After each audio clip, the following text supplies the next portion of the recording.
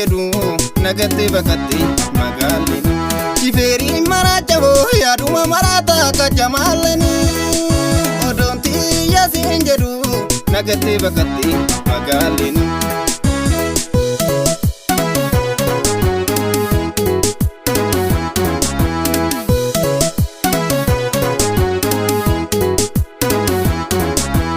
Onnee namoota magaalli shurrubbaaleensa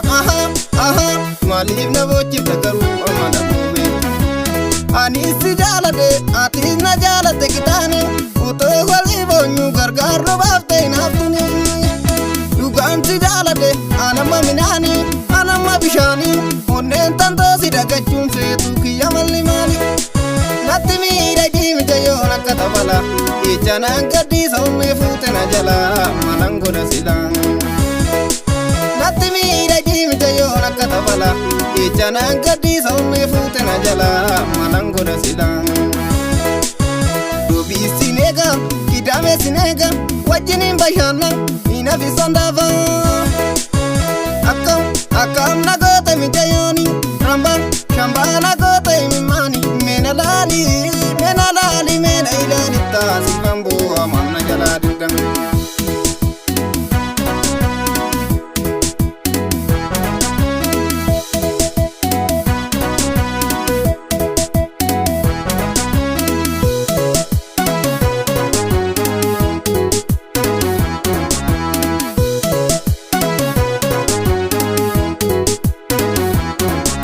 Makiinuma qilleensa ragaata akka jamaalleen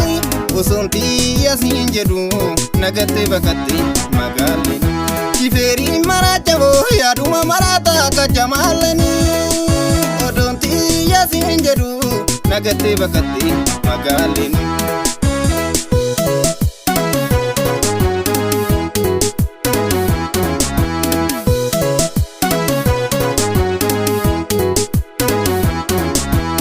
Onnee namoota magaalli shurrubbaaleensa